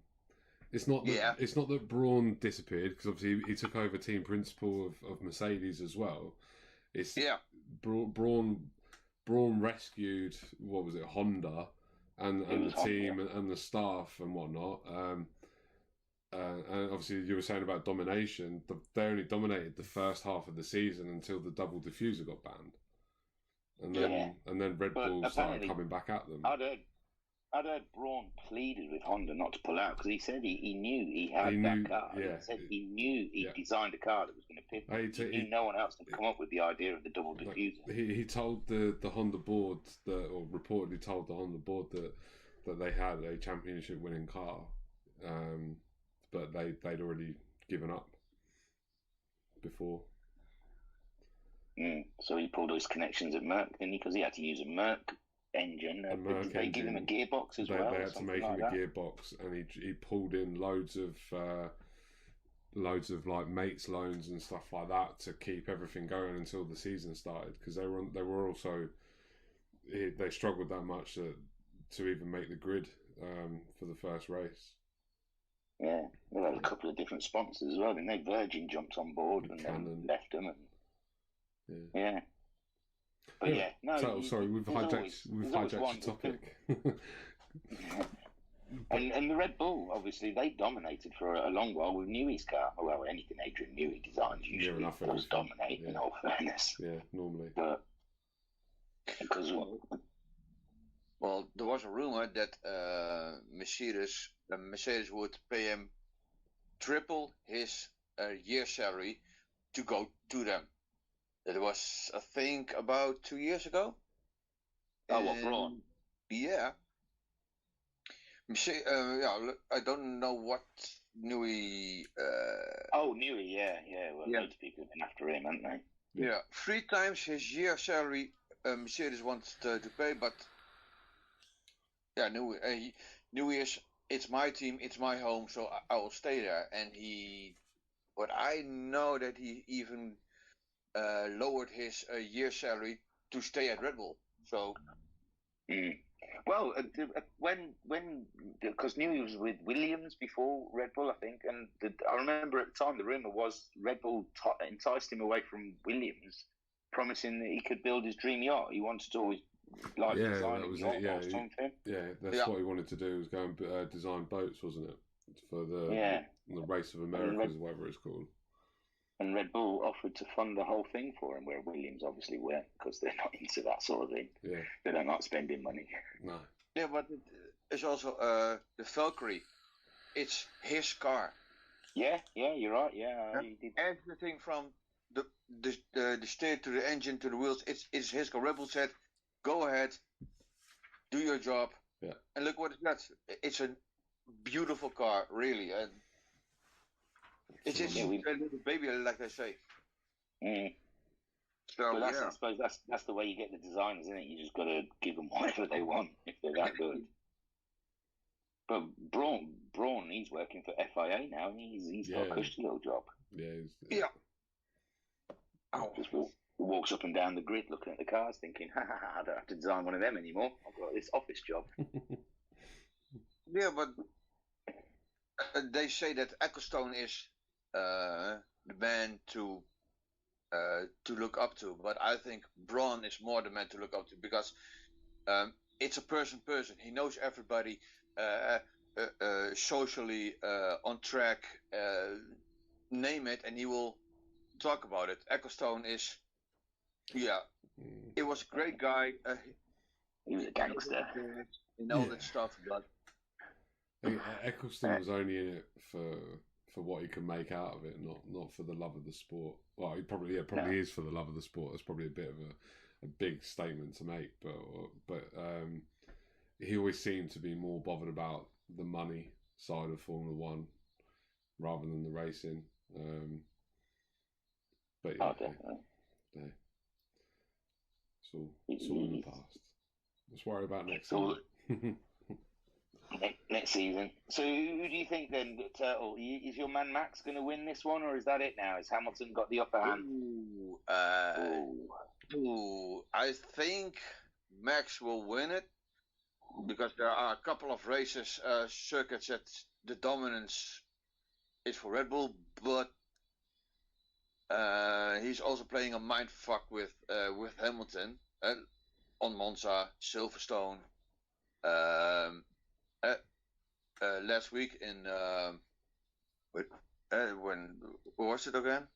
Sochi. Yeah. Sochi. Yeah. In Russia. Sochi. So I think it will, let's say, the last 3 races, then it will decide who will be champion. I think. Oof. It's nice to have a tight championship. It must be said. I've got to say, and I think Red Bull getting that new engine over Mercedes Definitely it might give them a bit of an edge. Mm. Yeah, even if it's psychologically, even if they're on track, Hamilton's going to be thinking, my power plant's old, man. Yeah. It's going to be a concern to him. Yeah, but besides the Red Bull and Mercedes, look at McLaren, look at Williams, Russell, an awesome driver, a very talented driver. Even that Russell is he is the car. He's more than a car. The car isn't bad. He isn't that good. He is Williams. Max Verstappen said that today. And Latifi is a pay driver. It's an okay driver, but he doesn't belong in the Formula One. I'm very intrigued to see how Albon gets on in there, because I didn't mind Albon. I know he's Marmite. I know some people say, like, well, he didn't match up, but I always think it takes a season or so for these. He's like, I don't expect Russell to hit the ground next season against Hamilton, because they never do. It takes them. Look at Vettel. I mean, it's taken him half a season to start beating Stroll, and Stroll's only a pay driver. So gifted driver. 4 races, and Hamilton is gone. But I mean, Ricciardo's another prime example of that. He's got a car that doesn't suit his driving style, but he's slowly chipping away, and he's getting better and better in qualifying trim and in race trim. So it takes a bit of time for these drivers. They always say that, don't they? They always say they need more than a season. It was hard. I think Red Bull are really harsh with some of their second drivers. What with Gasly and Albon. Yeah. But I know we discussed it earlier where you said Red Bull don't need the money, but there must have been a reason for Perez. There's got to be a reason, because I can't be being talent. Well, I think he was better than any of the other options they had at the time. I think Gasly's stepped up quite a lot this year, right, in my opinion. Anyway, he's had a dodgy couple of races since the summer break, but I think the beginning part of the season he really stepped his game up. But I think that last year when they were looking at the drivers, I don't think that they had a driver ready to step in with Max. No. I think they had to go with Perez, and to be fair, I'm glad they did, because as far as I'm concerned, Formula One, if Formula One lost Perez, that would have been a crying shame, because he's up there in the top half of the grid, in my opinion. I can't stand him. He's in my mind anyway. He's always a driver that's dragged the car up further than what it should be. Oh, he's a talented driver. I'm not taking that away from him. I'm not keen on him. No, no, I don't know what it is. I think it might have been Drive to Survive on Netflix. It was just that episode with him and Ocon, and I was like, oh, you sleazy little Mexican cartel git. You're going to the racetrack in a helicopter, and Ocon sat in the back of a taxi, and he's also sacked. And this was like, you couldn't even turn around to your teammate and say, do you want to jump in the helicopter with me? Do you want to lift, mate? Yeah, you know what I mean. So, but fair enough. It is what it is. It's just because I was a big fan of the Hulk, and I would have rather have seen him. See, but that's another one. That's another shame. The Hulk not in Formula One. I did like the Hulk too. Yeah. It was just at the time when Red Bull were looking and they were mentioning Perez, and I was like, no, look at Hulkenberg. He's jumped into 2 different teams and he's got in the top half of the bloody grid. Yeah. People can't even do that over a season in the cars that he was doing it in. Yeah. I can't remember what cars he jumped in, but he did great results in them. Better than the people who were actually driving. Was Renault one of them? I can't remember. Renault and Force India. Yeah, it might have been, and he did better than what the actual drivers were doing. Mm. Yeah, because everyone was having COVID, weren't they? They were all having little COVID breaks. Yeah, And yeah. The Hulk didn't bother with COVID. He's like, nah, sod that, I'll drive. Give me a seat. Yeah. Although I've got to say, the funniest thing I saw on Facebook is, sorry, Tel, we're not. You're just part of the chat. Just joined in. The funniest thing I saw on Facebook was, you know, where you buy a new membership so you can drive in something or something like that. I can't remember what it was when you buy a new membership so you can play for free for a week or two. All right. And it's like going on about Kubica, and it's got like he's in a Renault uniform, he's in the Williams uniform, and he's in the Alfa Romeo uniform. Saying when you start up new, free trial. Yeah. When you keep setting up new usernames so you can have a free trial, it's like that's Kubica. Oh man, It was funny. I should have screenshot it and put it in Discord. Yeah. It was hilarious, yeah. But it did make me chuckle, chortle. But yes, Turtle fancies Max. I reckon Skyjack, I guess, fancies Hamilton. Yeah, I think the experience of Hamilton will come through. It's not his first title battle. Sure, I'm hoping it won't be. Well, it won't. I'm hoping it won't be his last with the new regulations. But yeah, I don't know. I mean, I'm happy. I mean, he's not my favourite driver, I've got to say, but I'm happy that he's breaking records and it's a Brit. Because in 10 years' time, no one will really remember who Hamilton actually, what he was really like. No one will remember the dodgy Met Gala appearances and all his flim flam stuff like that and whatnot. He was wearing. It was pretty, wasn't it? He looked so pretty in that. His little lacy dress. Yeah, what the fuck. No, my main issue with him is one, he's a crybaby. I'm sick of his radio. My tyres are going off. He's either a lying little toe rag, or I don't know. He thinks he's playing some sort of psychological games, but no one ever believes him when he's on the radio. They all know that the teams hear the radio transmissions that go out on the TV and stuff like that. So personally, I think that's him playing mind games myself. But I know, but no one buys it. I remember someone saying to Alonso afterwards about Hamilton moaning on the radio, and he goes, "When doesn't he moan on the radio?" Yeah, true. Yeah. And you just think, well, that's fair enough. And this I mean, it's the causes that he gets behind, but I mean, the man's tax dodging in Monaco. He can't say nothing. You know, No. I know they all do it. I know all the super rich do it. But if you're going to mouth off about causes, don't tax dodge in Monaco. Yeah. That's all I'm saying. Just stay in your country and pay your dues. Outside of the car and away from Formula One, I can't stand the guy really. I don't listen to any of his interviews or anything like that. And what I do see is just pops up on like Troll Muller 1 Facebook group. Oh, nice! I like that. I'll have to look up for it. I'll ping you an invite. All right, yeah, cool.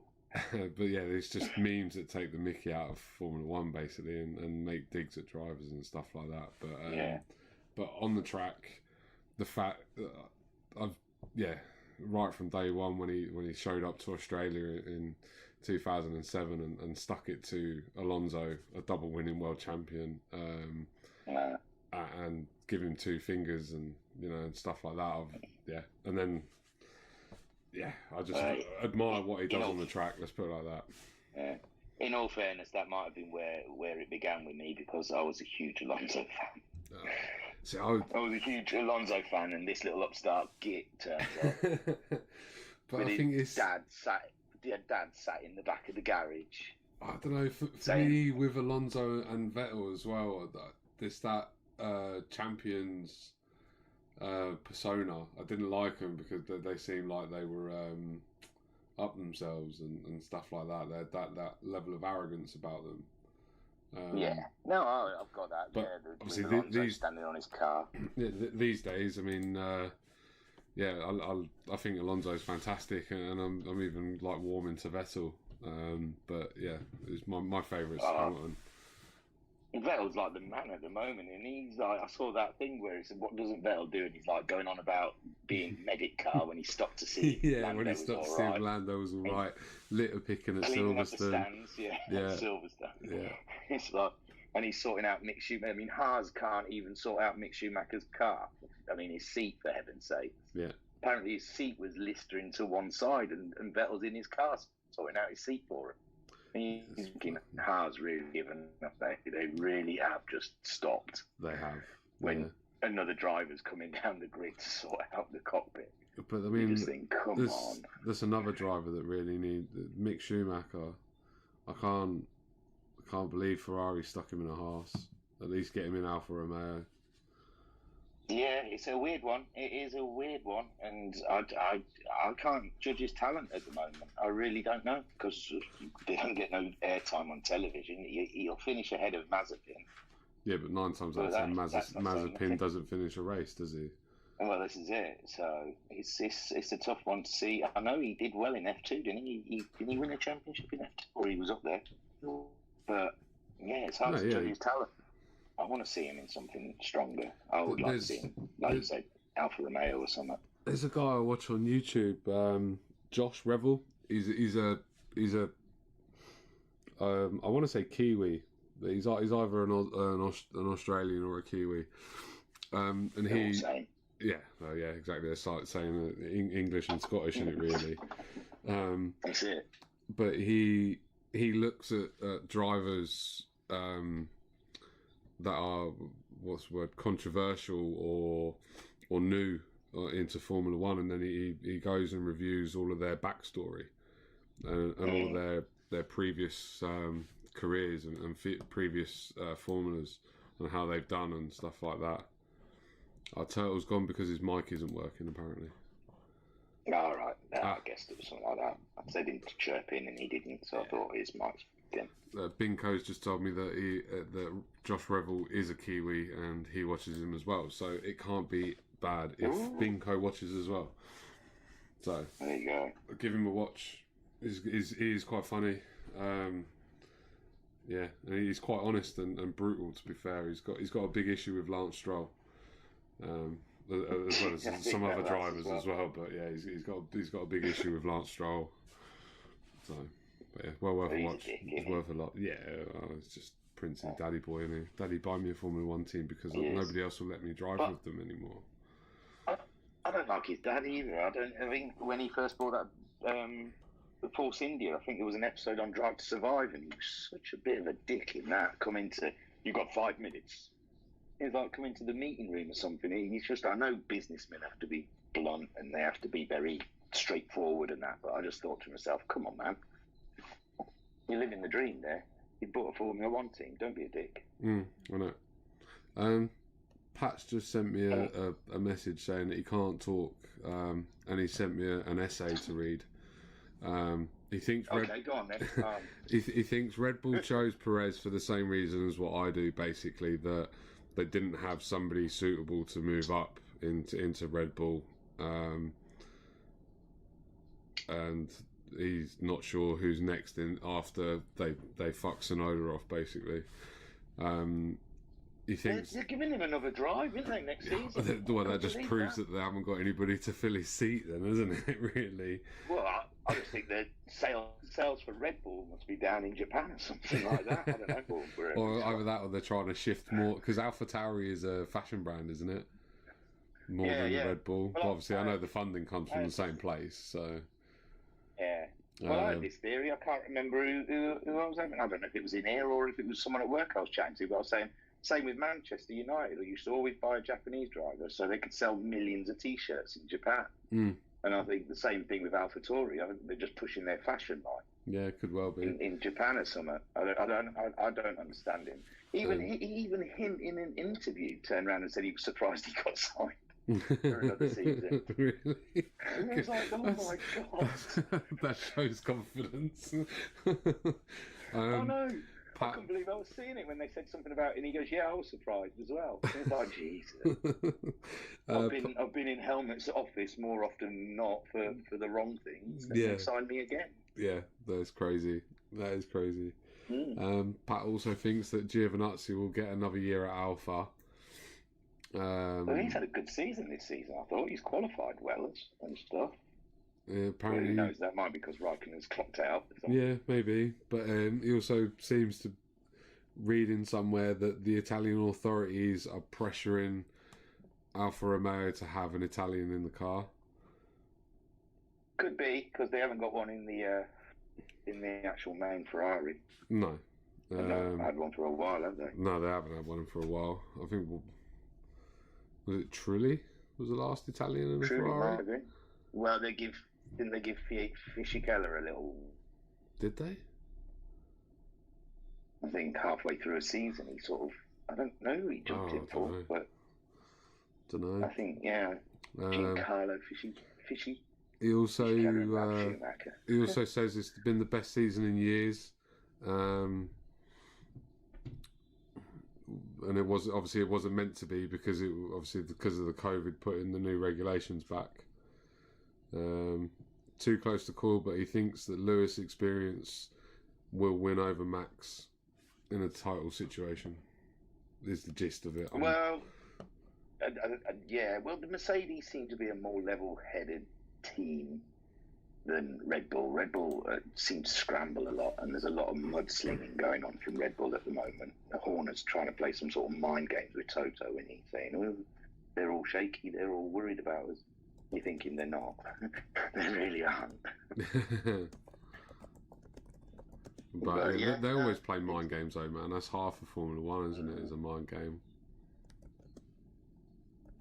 But yeah, I mean, in all fairness, if they change their principle at Red Bull, I wouldn't be too disappointed. No. He's not my favourite, the Hornet. Well, no. To be fair, I used to hate Red Bull when they won everything. They used to get on my nerves. I used to hate it that they were just. But I think it's whatever team's at the front, I take a dislike. If someone's dominating it, I just seem to take a dislike to them because, in the days of Merck with Rosberg and Schumacher, I was kind of rooting, even though I wasn't a Schumacher fan. I really didn't like Schumacher, but when he came back, I was hoping he was going to do better than what he did. Yeah, I wanted him to show something. It was a bit of a what's the word? Cheat? No. What's it? It was a bit of a letdown. Anticlimax. That's what I was looking for. Yeah. But the Merck's brakes were shocking, wasn't it? I think he even said you can't stop the car. The Mercs in the early days, they weren't really anything, were they? I mean, they had Well, going back to the Brawn thing, I mean, I'd read was really disappointed when Mercedes took over because they just totally changed everything. I think they even changed the factory, changed it all around, did everything, and it was like it was working. It was working for a season. Yeah, but that's what happens when new administrations come in, isn't it? They come in and overhaul everything. He's bought them. Your mic just went a bit scatty there, mate. But if it ain't broke, some of these companies, they're just... there you go. Thank you very much. Alpha Nut. Fisichella replaced Massa when Massa got hit by the bolt at Hungary. Hello? Who? It's gone. Oh, yeah. Nearly killed him, didn't it? That was the bringing in the halo, thank God. No, because that one... The FI had increased the safety regulations on the helmets like a couple of races before, but that wasn't. That was quite a while before Halo. I think. I thought that was the beginning of the Halo. I think it might have. I thought that was the beginning of the talks of it, or some sort of protection for the drivers' heads or something like that. No, wasn't that a tyre? No, that was a tyre that landed on a. I think that was a Brands Hatch, something like a Formula 3000 race. A tyre left a car and landed on a driver's head. That was the start of the Halo. So basically everyone saying, no, we really do need to protect drivers' heads. Yeah, and thank God, because I mean, right, yeah, Christ, man, even just in Formula One, we've seen it save a few drivers' lives already. Was alone Bianchi as well something to do with it? Bianchi was part of the discussion. I believe the incident I'm talking about was roughly about the same time as Bianchi, if not maybe a little bit before. Whether or not Halo would have saved Bianchi, we don't know. Probably not. Not from where into that. Yeah, that tractor. But that's another one, isn't it? Another thing that come from Bianchi's incident was that they try and minimise that sort of access to tractors and stuff like that now, and they prefer to use cranes and trucks. They're not allowed on the track now, are they, at all? Thank you very much, Pat. Henry Surtees at Brands Hatch is the driver I was talking about. We've got a wealth of knowledge out there. I know. You've got the wrong person co-hosting with this guy, innit? It's just the pretty face that I'm here for. No, well, yeah, there is the pretty face on the poster, but no, mate. I mean, you, as far as I'm concerned, anyway, you're the voice of VRC. No, nobody else. Oh dear. I'm here supporting you, mate, not the other way around. Yeah, but my knowledge is absolutely shocking. Although I got the Fish Keller thing right. Yeah, you did, yeah. Well, I mean, to be fair, I didn't know he replaced. I forgot about the matter getting headbutting a bolt. I know it was off of Barrichello's car. Yes, yeah, sure, it was a suspension bolt, wasn't it? Off his one of his suspension arms. But yeah, my knowledge isn't great, mate. Far from it. I just rely on other people dropping me a PM here and there just to let me know. Good stuff. I never check. No offense, no one messages me because they know I don't check. I suppose I'll just stay on this page. I'm scared to move off it just in case I get disconnected. I think the difference is I'm on my laptop, so I've got it all there in front of me. Oh, right, yeah, no, I do it from the phone and some AirPods. Yeah, no, just on the laptop, on my work laptop as well, I like that. They've never said anything about me having Discord and stuff like that on my laptop. They don't ever say anything to me, really. We talked about cranes earlier, though, in all fairness, didn't we? We talked about the on button and the off button. And the bit of wire here and bit of wire there. But yeah, that's it, see? Yeah. So it's some sort of work related. Do you have any of your guys do the racing courses then? Is that the sort of gear that they use there? Yes, you know the sort of thing that you see the cameras, the cherry pickers that the cameras are on. At every track, yeah, that's what I work on. But no, none of my customers use our machines on them. No, we had a couple to turn up to clean the roofs. Yeah, that's the sort of thing they get used for. But when one of my previous companies did do the cameras for Silverstone one year, but me and the guy who organised it for like the engineer on call whilst the race and qualifying was on and whatnot, the guy who organised it all, me and him didn't get on, so I didn't get the job to go and sit there just in case a cherry picker broke down that year. There you go. Drones are putting you out of business in that side of things, aren't they? I think they're going the drone way, aren't they? Yeah, I mean a lot of races nowadays. Yeah, a lot of inspection jobs and stuff like that are now going onto drones, mainly for access reasons. Because obviously, if you haven't got full protection around the edge of a roof or something like that, you're not meant to walk on it. You're not meant, health and safety wise, anyway. So yeah, a lot of people are going to drones for inspections and stuff like that. But powered access in general, there you go. We're talking about work. Thanks, Ryan. Thanks very much. That's all right, man. No worries. Powered access in general is now replacing things like ladders on building sites and scaffolding more and more and stuff like that. So what we're being pushed out of in one side, we're gaining in the other side. But I don't even work in hire anymore. I work for a manufacturer. I couldn't go back to working in hire. It's a different world in what I work in now compared to what I did 3-4 years ago. Fair enough. It's lovely. It's much better. Nice. But yeah. And you got to spend a couple of hours up in one the other week, didn't you? Yeah, I got stuck up in the air. Yeah, at work I wasn't on my own. We had the administration lady in the office she only works like 4 hours a day. I got stuck up in the air. The machine locked out on me. I was stuck up for 2 hours.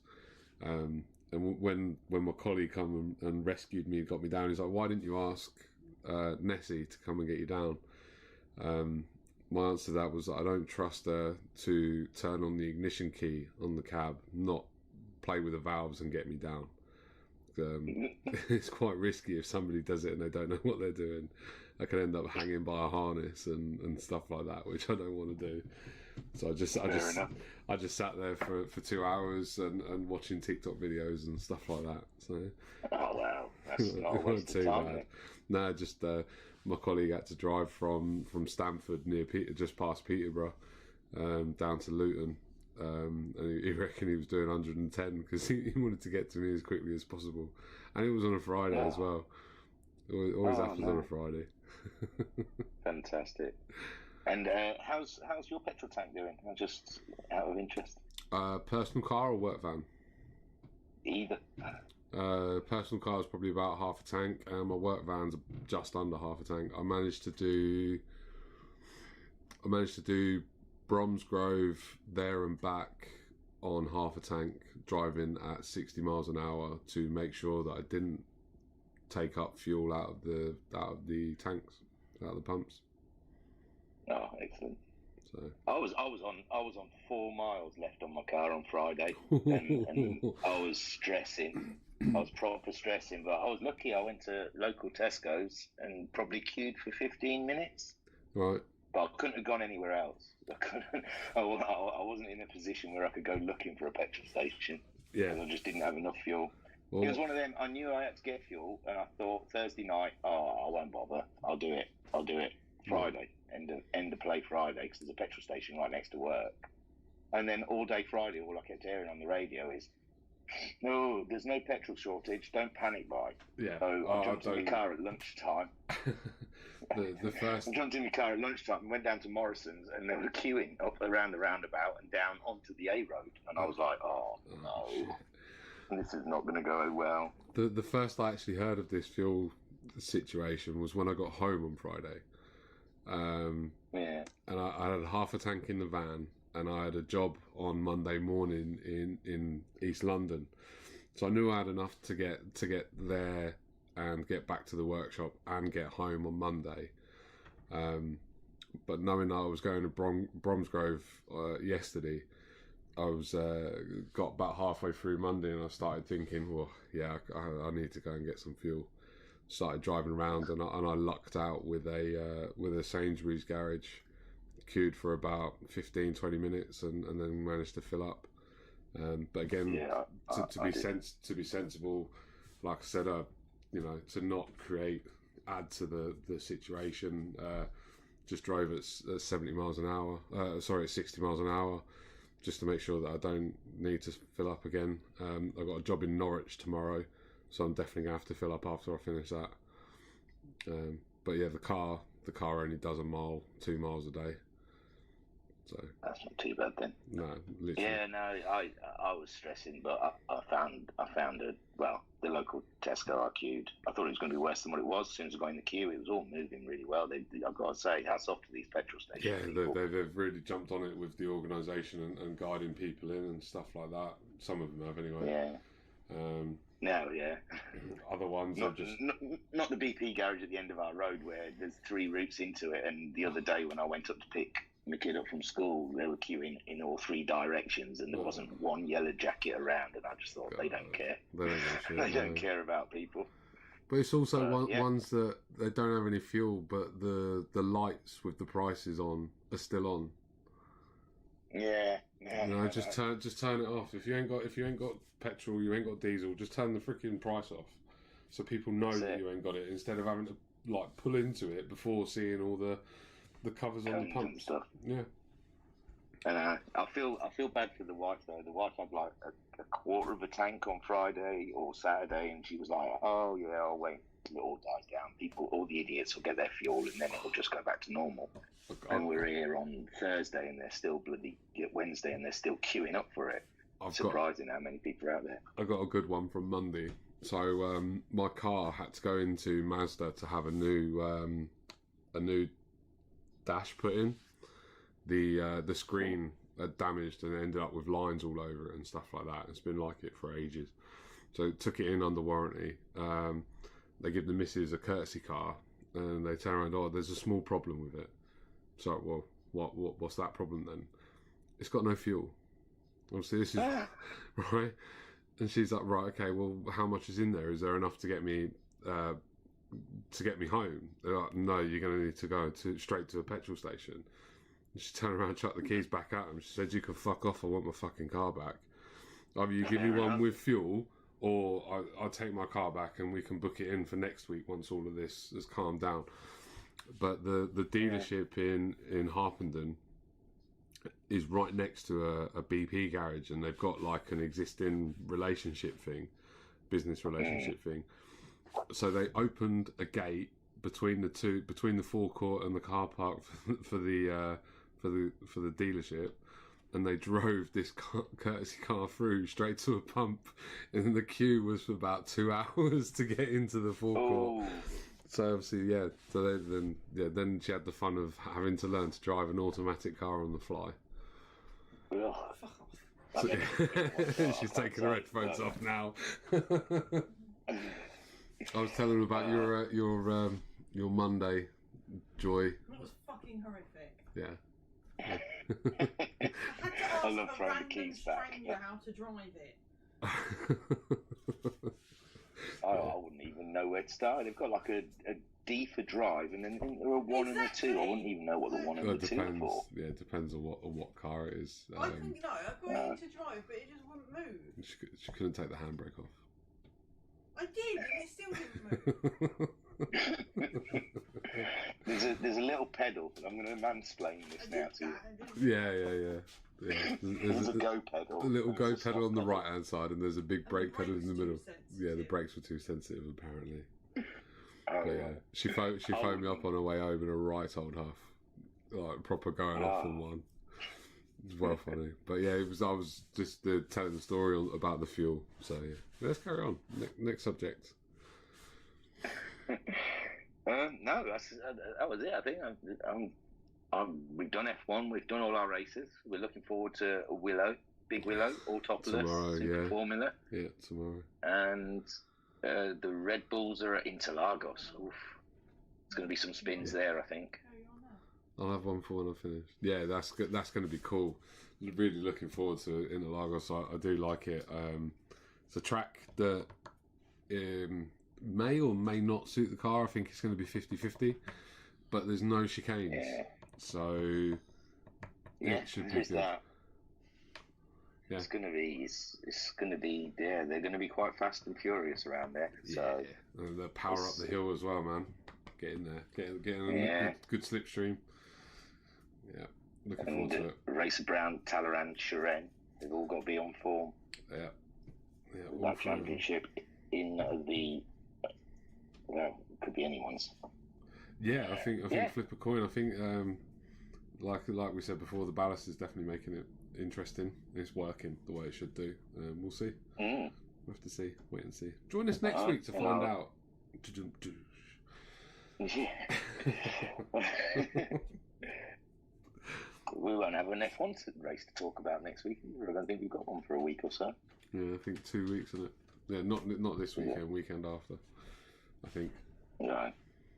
But we'll have the GTMC from Willow Springs to talk about. We'll have our own sort of, really, it's kind of like an F1 race, the Super Formulas. Yeah. And don't forget, if you're in Super Formula, you don't use the boost on the first lap. No, don't be like Dutch. Oh. Don't go powering in on the first corner off the grid and playing bowling ball or something like that. Yeah, hit the boost straight off the line, wasn't it? Yeah. It was. Oh my! We had to alter the rules just because of that. Well, fair play to him. He gave it a good go, but it's just he was never going to stop the car. He never slowed down the car enough. No, he didn't. No, he didn't slow down at all. Went skittling in, created chaos. Yeah. was mental. Yes, I remember seeing the replay because I didn't take part in that one. I had to miss that one. I had to go out for the wife's dinner. Oh, okay, fair enough. The wife's dinner, not for dinner with the wife. You went out for the wife's dinner. Oh well, it was a birthday thing, so yeah, it was. Okay. It was the wife's dinner then. Yeah, just the wife's dinner. Yeah, fair enough. Even a fancy meal down to the Seagull at the end of the road. One of those beef eater style places where it's nice and cheap and you get your food quick. Okay, fair enough. And then you get food poisoning for the next 3 days. Oh man. No, they're all right. So Yes, what's and, next for Super GT then? Where are we at next? Oh God, you're asking me a question there. Oh, I thought you was on the pulse with these things, man. No, hang on. I'll get back into Discord. Where am I? I'm already in the Super GT area, though. So I can tell you, the Super GTs are at Spa. Ooh. Spa-Francorchamps. Ooh. That's going to be a tricky one. That's going to be interesting. Can Anton keep his dominance? Will race around, retake the championship? Is there a wet race or is it both dry? I don't know. I only looked at the table to see. I'd imagine they're both dry. I've learnt my lesson from that. That was fun, man. It was a nightmare. No, it was fun. Wet races are good fun. Obviously, car dependent. They're not in the Mazda MX-5, in the Max 5 car. That was that was just nasty as hell to try and drive that in the wet. But yeah, wet race. I enjoy wet races. God knows what it'd be like in GT7 if it is true. The rumours are true. Well, with the variable weather. Apparently, it's only going to be on a few tracks though. Again, oh really? Yeah, I've read somewhere that the variable. The cloud thing is meant to be on all of them, but the actual wet weather and the dynamic weather is only going to be on a few tracks from what I read, I think. I'm sure someone will drop me a PM and correct me. Do you think that they'll keep the viewing thing all the same? That's my main concern, is like this could all come to an end. Spectating. If they decide, What, spectating? Yeah. I hope they do. I don't see why they wouldn't. I mean, the general vibe out there is that the main core of GT Sport is going to be moving over. So I don't see why they would get rid of the spectating mode. So I mean, if you join a lobby halfway through a race, what are you going to do? Just sit there watching a black screen? Yeah. So. Well, this is the thing, because I don't think you can do it on ACC. Can you not? So, well, it's weird. I mean, I haven't done any. I've not watched any ACC streams. No, well, that's what I mean. You don't see them on YouTube, but a lot of groups that used to stream their races don't stream the ACC ones. They used to stream GT Sport ones, but they don't stream ACC ones. And when the ones I've had a go at, it's like only the first 5 minutes of the race. It doesn't really save the whole race. It's just, I mean, it might be something I've done with settings or something, but yeah, I do a race, and then when I go back to look at the replay, it doesn't seem to be the full race. It's just like the first lap or something like that, and I just think that's pants, isn't it? Yeah, that is a bit pants. But it might be something to do with the settings, because I haven't messed around with the settings. I just jumped in it, played it a bit, thought, yeah, that's all right, and then went back to GT Sport. Okay. No, like we mentioned ACC and everyone's leaving. Yeah, I was just about to say, wow, they're dropping like flies. There was 9 listening a little while ago, and now there's. I know. We should wrap it up. Maybe we're boring. I was about to say, he's getting. You never know. We're yamming on a bit, but. Yeah. We were talking about petrol in your work, weren't we? Yeah, well, scraping the barrel. We should write something down beforehand, shouldn't we? Have a format. Well, I think we have got a gist of a format, really, haven't we? We review what we've had. We go over in real life stuff. We go over any issues we've experienced in the last week or two or whatever, and then we just waffle on crap. The idea of the waffling on bit is that people come in and put come up and put in their Yeah, two penneth on it, but nobody seems to do that. So they seem to like to listen to us waffling on about CAC. Let's put it like that. But yeah. Well, the Pat messages you. Yeah, that's another interesting one, isn't it? I get the odd PM. I don't know. You can normally hear me ticking away on the mouse when I listen back onto it. That's all I can hear is me clicking away on a mouse. In other group news, though, I got a message today from our very own Matt Psycho. He's just won SNL's evening Formula X, the championship. So has he? Yeah, that's a bit of news. Yeah. Just had a random message from him today saying finally won Formula X, and he's with one round to go. I think he's taken the championship. So big congrats to Matt Psycho. Yeah, he's not listening, but he might listen to YouTube. I don't know. Fair play to him. Yeah. I'll keep my mouth shut after last time. I'll keep my mouth shut after last time. No, congratulations to him. Yeah, no, it's awesome. I don't know. I don't even recognise half the names. I don't think half the people in it now who started it. It's a strange one. Probably just turnover of drivers, isn't it? And you look at, it's like when I look at our driver stat sheet, and when I look at all the drivers that have come through VRC doors, when I'm sure it's pretty much the same everywhere. In most places, you get the core group of drivers that stick around for a long time and for a while, and then end up getting more involved in the group and stuff like that. And then you get other drivers that come, race for a while, and then leave, or stop sim racing altogether, or find somewhere else to race. That's why we've had an influx of new drivers for us. I'm hoping we're going to see them on track soon. We saw OK Ranger was back in. I saw him joining again. OK Ranger. OKC Ranger, is it? I thought I saw him coming back into the room. He used to race with us. Did he? He raced about one or two races and then he disappeared, and I thought he'd come back. Yeah. You can't even remember. What are you racing? I can't remember. I honestly don't know. It might be someone else. I'm not sure. It's not a name that I recognise, and it's not a name that I have on the stat sheet. Oh, maybe not then. He was in the Amigos. I thought he came from Amigos to us and then went to SNL. And then I think he left SNL. I think he's the one that got me into trouble with the whole... You got fired thing.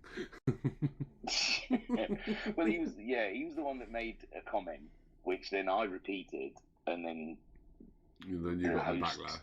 Sort of cut it down, and then I made the joke about getting sacked because of someone else's comment, and then it all tumbled from there. But and Rob on drums and nursing something or other, wasn't it? I can't remember. Oh, Lewis Nurse Motors. Yeah, That's I remember when I did the commentary over there. They were both in the Porsche Support Cup. I can't remember what they call that.